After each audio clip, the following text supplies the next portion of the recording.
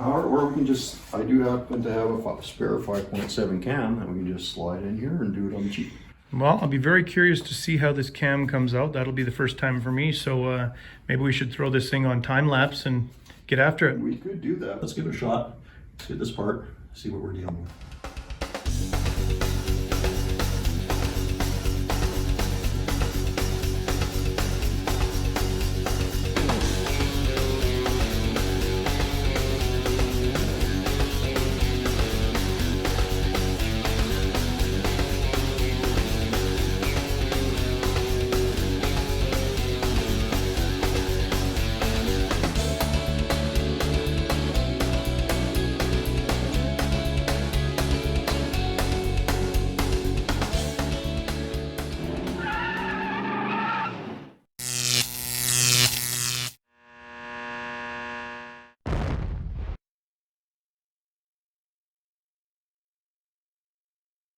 That one's Previously? whoever had this before pulled that one, I remember. They stole it, did they?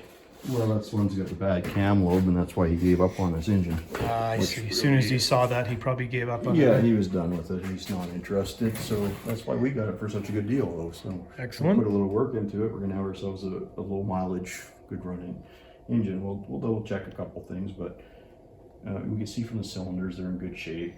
We can see the head's nice and clean. We check all the valve springs; they're in good shape. We also want to spin this through a couple times. Probably pull the spark plugs out of here because that'll make life a whole lot easier. Okay. These links are colored, is that what you're saying? Yeah. Oh, okay. Oh, it's got good compression in it, that's for sure. That's looking nicer. Okay.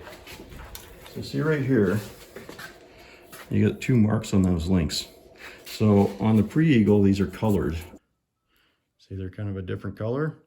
And the dot for the cam sprocket's going to sit right in between them. On the Eagle engine, these have couple marks on them. So these 2 are going to be sitting at the top at the 12 o'clock position. And we should come over. You're going to want your number 1 cylinder at top dead center when that's the case. Now I'll rotate a little bit farther. You can see there's a single link there. See? Okay, that's going to be at the 6 o'clock position, and it's going to center up on the cam gear. When, or the crank gear, sorry. When it's at top dead center? Yeah. So the 2 will be at the 12 o'clock position, and this cam sprocket will have a little dot on it. You see there's a nice little arrow there, and there's also a dot there, right there. And that's going to sit at the 12 o'clock position when your timing is right. Coming up on. Yeah, right there. Yeah, we might have it. Oh. There's the 2. Where's the cam dot? Where will it show? Kind of see it's very, you can see that line in there? Yeah. You can get that on film? Yeah. So you can see that line's right between these 2. Means everything's timed properly right now. We got the number 1 cylinder at top dead center. Yeah. Wait, so we can actually just take this apart as long as we don't lose tension on that chain. Then we know that and we can just put the new cam in. We know that the crank is lined up with we the cam. know the crank's lined up properly. We can put the new cam in. Well, maybe we got lucky. In the proper, well, it's not a matter of luck. It's a matter of perseverance and patience of sitting there spinning it until everything lines up again. Yeah. Like I said, it will eventually come back around, but it takes like, I don't know, 64 or 32 revolutions or something like that to get everything lined up again. Gotcha. Right? So we got lucky because it didn't take too many turns. And, right. And there it is. We got it on camera. So if you want, you can do that. Then you don't have to pull the oil pump off. As long as you keep tension on this chain, everything will index properly. So now that we've done that, well, we might as well try to keep it all together. Sure, why not? The only reason I would take it apart at this point is to show you the dot on the crank gear, right? That little dot right at the bottom there. Okay, and that's about when the keyway's in the 2 o'clock position. So that's going to sit at the bottom when your timing's right at the 6 o'clock position. So that little line here Yeah. is the cam. That's for the cam, yeah. That tells you your and cam. there'll be another one for the crank There'll somewhere be down either there. a dot or a line on the crank gear. Gotcha. And that single line will cover that dot or line. Ah. So one thing I want to caution you out, because this has the cam phaser in it, if you take this off and you let it hit the floor, this thing's going to fly apart and you're going to have parts everywhere. The other style, the Pre-Eagle, doesn't have this style. It's just a cam gear. There's no complication to it. This has this big spring in here to help tension the cam back and forth. Right. So you drop this, you're going to be in for a world of hurt, right? So You'll have to know how to put that back together, or just so give up. You can take our tension off, our tensioner here. So what you do is you can take this and you put it in there and then you just run a cotter pin and pin it, and I'll take the tension off. I gotcha. What happened? Designed on purpose, I assume? A drill bit works as well. Actually, might even be a better idea. Get a small drill bit here. Oh, that is a 7/64. All right. Drill bit fits in there nicely, folks, in case you're wondering. Yep. You take that and I'll try to squeeze it.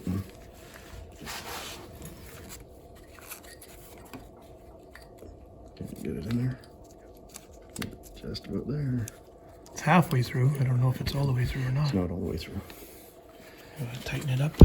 Crunch it one more time. There we go. Okay, we got that pin. We're good.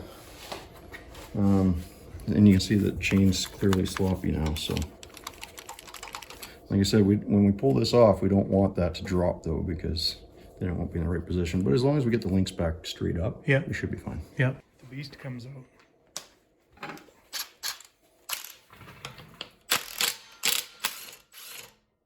Okay, so you'll notice I'm holding this in place. I do not want this sucker to drop. That will cause us a bit of a nightmare if it does.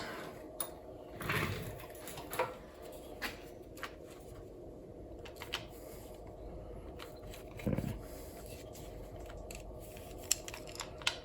Just like that. So the next thing we're going to do is we can lay this off to the side. Right, as long as it doesn't skip a chain, we're fine, right? Or skip a link. And what we can do is we can wire it, or we can just let it hang. Now I like to put something in here so that it doesn't let this chain slip on us. Because the next thing we got to do is we got to take this cam plate off. Gotcha. All right, so there, we got our cam gear off. And then that's We'll a set that aside. sealed unit, and we don't mess with that Yeah, at I don't all. want to mess with that too much. We can take this apart but we're just going to leave it because we're not going to play with that unless we were to put the cam limiter in there. Then we'd have to take that apart. So we're not going to do that. So the next thing are these Torx bits here. Yeah. Gotcha. Yeah. Is it pressure, or is it just holding it in place? It keeps it from floating back and forth, right? Pretty much every type of engine has something like that. Yeah, makes sense. Cam button, cam plate, something to keep the cam from walking. I shouldn't say every type of engine, because you got overhead cam engines, they don't necessarily configured the same.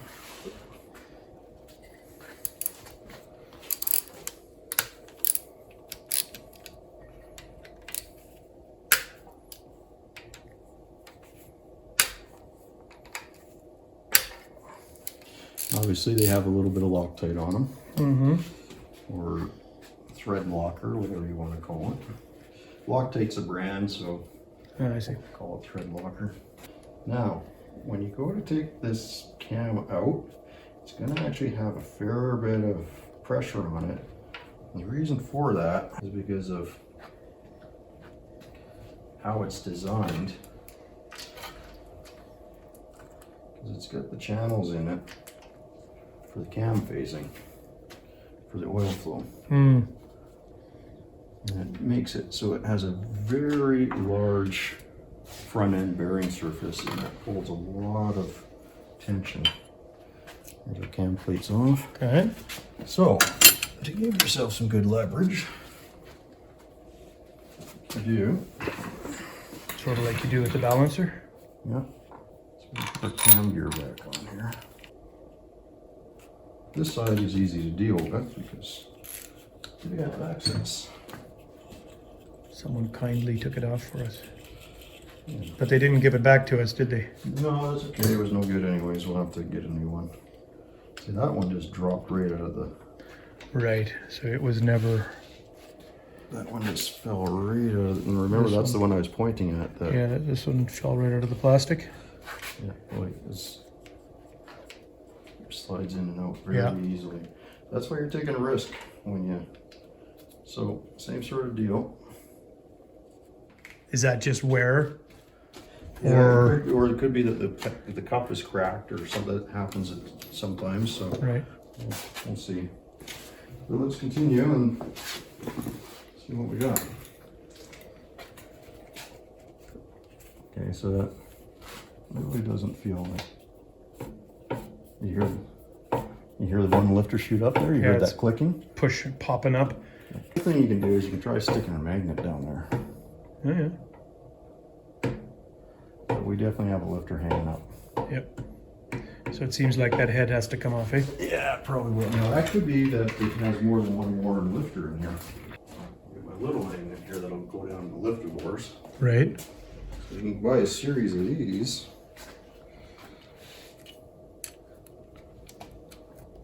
There, I could feel myself catch that lifter right there.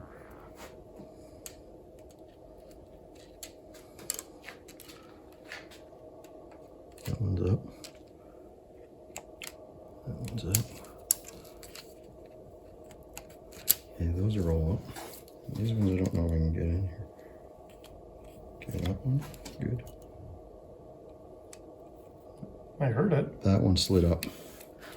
As you did that, can you pull it back and slide it back, do you think, or no? What the heck? I'm caught on something. There we go.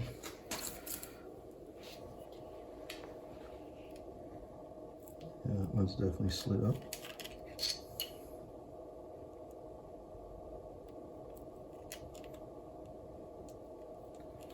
Okay, in theory, these should all be slid up. Oh. Well, theories are good. You gotta be very careful that we don't scuff our bearings. So when you get to there, we're gonna take a little bit, but you see that big surface area right there that you gotta break the friction Oh, on? yeah. Gotcha.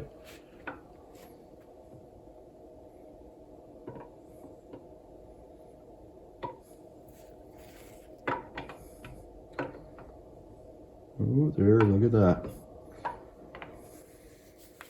Oh my goodness. Holy cow. Well, that's pretty I typical. was wondering if you would be able to see it, but you'd have to be pretty blind to miss that. Yeah, that's pretty Is typical. there any others that are toast or no? Now, the interesting thing is, guess where that is? You guys witnessed that we did get this out without pulling the lifters out on this side. It's true. You gotta be very careful. Now, if I come along and I give this a good knock, a good chance you're gonna drop those lifters out there. So what you can do is you can go get a bunch of magnets and keep them. Just stick them in and holding there, yeah. And hold up. Gotcha. But there you go. There's as suspected. That's the problem with this guy right here. And okay, so now one of those, how bad is it? Just knocking? Will the engine still run? Will it still drive or It'll no? run. It'll give you a check engine light. You'll hear some tap, tick, tick, tick, tick, tick, tick, tick, tick, tick, tick, tick, tick, tick, tick, tick, tick, and as you rev up, it'll go with it. So if it's ticking and it warms up and the ticking goes away, that's an exhaust leak. This obviously had both. Right. Because we had broken exhaust studs on this, and we have this problem. Common failure point. Now, I happen to have a spare cam that's in good shape, and I happen to have some other lifters. So at this point, we could just grab all that stuff, stick the cam in there, put probably this thing have back a together. We've never cracked the head on this side, so we get our new parts there, put back together, and we could have this running potentially by tomorrow. Wow. Right? So what does, for interest's sake, what does a cam like that cost? oof, that's If you're to go to Dodge and try to buy it. that's a good question. Probably about $600. Somewhere in that range, Canadian.